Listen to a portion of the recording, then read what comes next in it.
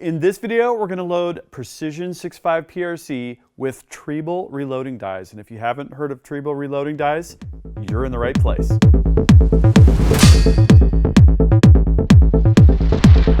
Gavin here from UltimateReloader.com. In this video, we're going to continue our reloading journey with 6.5 PRC. I'm going to pick up that Bergara HMR Wilderness 6.5 PRC rifle that you've seen here on the channel. This time, we're also going to look at the Zero Press, but this time with Triebel reloading dies.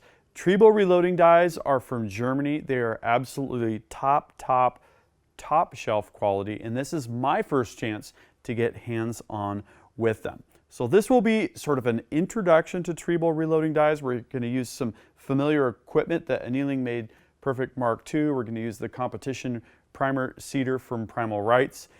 I'll have a follow-on video with a more broad overview of Triebel reloading dies. We've got them for different calibers. These come with larger die threading for sizes that normally have the smaller 7/8 threading. We've got a hybrid turret for the Area 419 press that intersperses the larger threads and the small threads. So we've got a lot to cover in this video. Let's start with a hands-on quick tour of these Triebel 6.5 PRC dies. So the dies that we've got here are all for 6.5 PRC. We've got a neck-only sizer, a full-length sizer, and then the cedar die. So we're going to take a look at each of these individually up close, starting with the neck-only sizer. The first thing, before I even get into the features of this particular die, that I noticed is these are actually like jewelry. It's actually really awesome as a mechanical engineer to handle these and to see just how nice the surface finish is and to know how precisely they're made. I had a quick conference call over in Germany with Triebel and talked to them about their processes, which we'll get to in greater detail. This is a particularly unique die. If we take out the main spindle here, you can see here there's a spring-loaded mechanism that allows the die to follow the case, and there's this insert here. You can use a simple object like a pencil to push that through. And we've got the insert here, so the case follows the travel with this bushing here, and you can see inside, if you look in there, it's got the contour with the neck area sized appropriately. And engraved here on the area that's exposed out of the bottom of the die is Triebel number 316703, and it's to the CIP specification, bench rest neck 6.5 PRC. So we can put that back in. You can see here we've got the neck expander and a knurled cap here for the decapping pin. The decapping pin comes kind of out the back, so it's very easily replaceable. Really nice design. Put that back together. So it is inherently a modular die. And because of the spring-loaded collar that follows the case up, it actually stands upright on its own. Okay, now to talk about the full-length sizer. I have that on a little stand because, like most full-length sizers, it's got the decapping pin poking out the bottom and won't stand up on its own. Again, amazing surface finish on all of the parts. Top quality, and this is very similar on this end. The expander button and the decapping pin and this knurled cap here that holds that in place, just like on the neck only sizer. And so we can adjust the depth of the decapper up here at the top. This is in place. We loosen the nut and then we can screw that in and out and then preserve its setting, and then we can set the depth of the die for the shoulder bump as you would conventionally with most other types of full-length sizer by elevating and lowering the die in the press. Finally, we're going to talk about the seater. So let's take the seater apart to see what we've got inside. By pulling the spindle out, we've got a spacer here. We've got the punch. Triebel calls these punches the seater plug. And these are interchangeable. You can see there's little wrench flats right here. You just crack the torque on it, screw it off, and you can screw a different one on for different bullet profiles, which is especially helpful. And then we've got a sleeve inside. This is really cool. It has a no crimp side and it has a crimp side, so we can choose whether or not we want crimp. Putting this back together, we'll slide that down with no crimp, pointed downward since we do not want to have a crimp. So this is the basic tour. This is my first chance to get hands-on with these dies. Again, we're going to have that follow-up video. We're going to look at different styles of dies, replaceable parts, give you an overview of how these things work. But before I do that, of course, I need to get hands-on, and that means we're going to kick off in this video the end-to-end precision reloading process, starting with annealing our cases. What we've got here is what I consider to be the world's best annealing machine. This is the Annealing Made Perfect Mark II from those guys down in New Zealand that do an absolutely fabulous job. With the way they've designed this machine, it uses induction, it's computer controlled. And what I did was I took a case and I ran it through what's called an analyze pass. This brings it to the melting point. You can see here we've got some deformation around the case neck. The machine then knows where the limit is and calculates a number. We're using number 144, which was the amount of annealing that the Mark II figured out it needed for this particular case with this particular hardness, with this particular wall thickness. It's very custom. So if we're using brass like this, this is Hornady head stamp 6.5 PRC brass, we can reuse that code. We can rerun the code with an analyze pass each time if we feel like we need to. So we're just going to drop the case in, hit start, and it's done. These are hot, so I have to be a little bit careful to not touch the hot brass. And in a moment, we'll have all 10 done.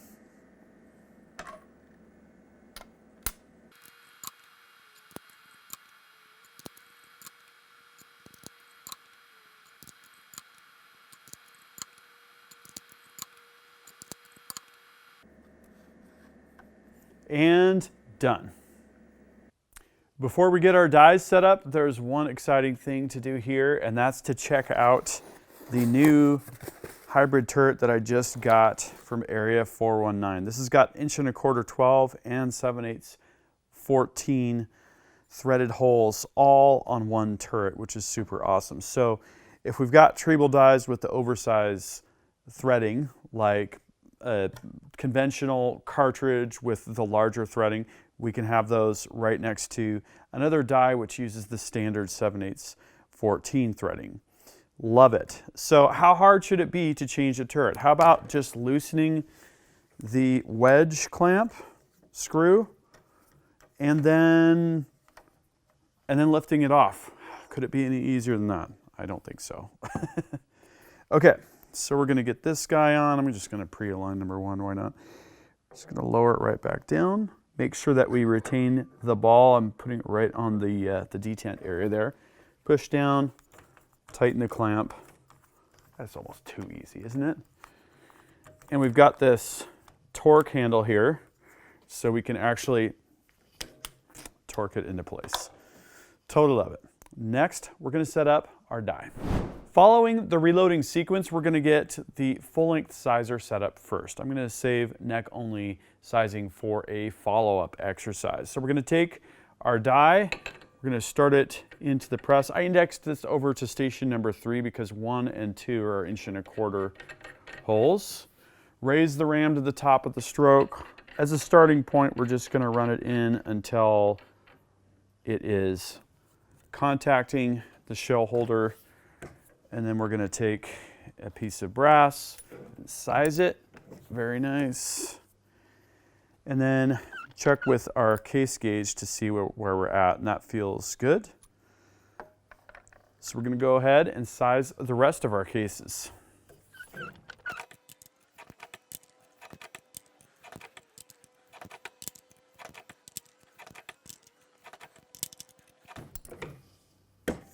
All right, we're all sized, so that means it's time to prime these cases.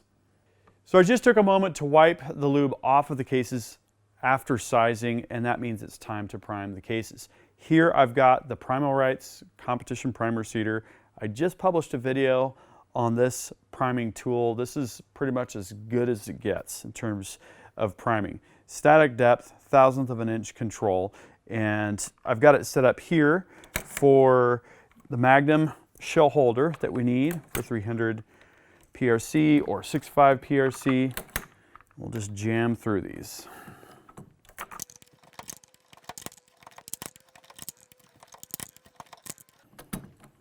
All right, cases are primed. That means it's time to think about powder charge.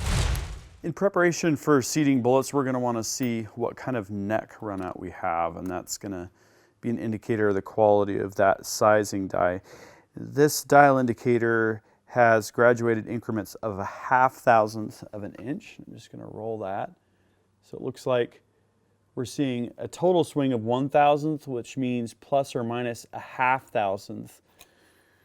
That's really good for brass that does not have turned necks or anything like that. Let's see here. Yeah, look at that. A little bit tighter potentially there. Still about plus or minus 1/2,000th of an inch. Good result. So for our charging setup, we've got the Auto Trickler V3. We're using Hodgdon H1000, which is an awesome Magnum powder. Should be well suited for this particular load. And I've got my charge weight dialed in at 57 grains. So each time the system will start automatically, it's going to dump it just shy of 57 and then trickle up to that weight. Repeat 10 times.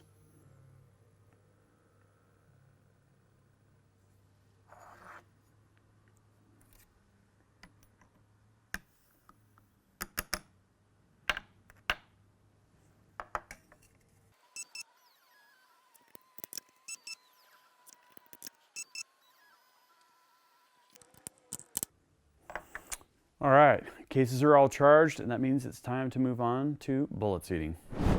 In order to expedite the process of setting up our seating die, I've got some factory ammunition here that we're going to use as a reference point. I've also taken some of the 153 grain 6.5 millimeter A-tip bullets out of the packaging, which if you've seen A-tip packaging, it's quite ornate. These are some really good looking bullets, which is going to make some great looking ammunition. The first thing we need to do is index the zero press over to the next position. We're going to go to number 4, torque that.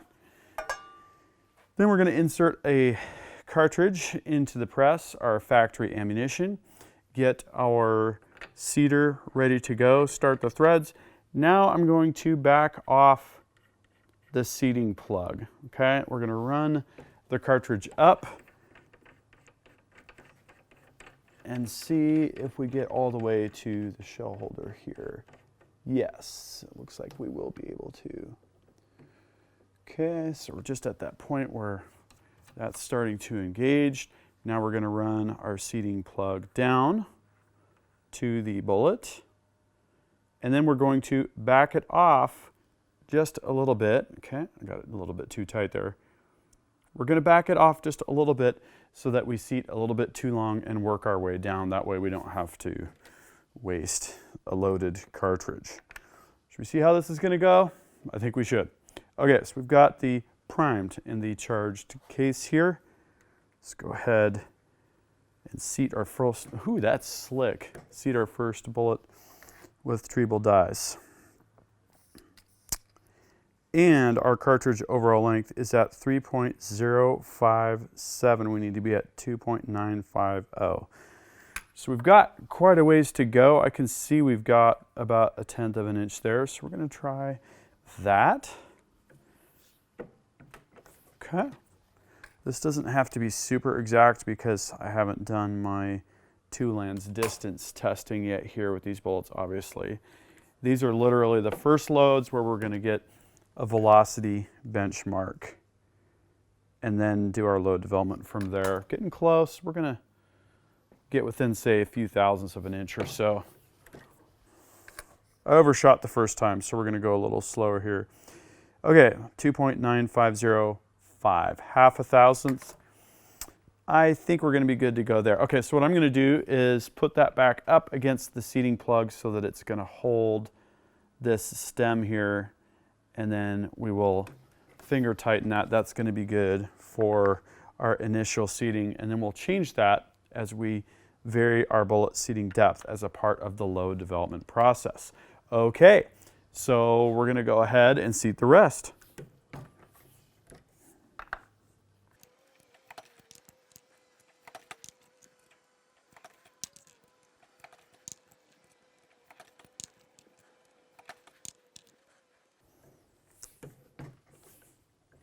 And done with seating bullets. Let's take a quick look at bullet runout. So again, these are half thousandth of an inch increments. Looks like we're plus or minus 3/4 of a thousandth there for that one.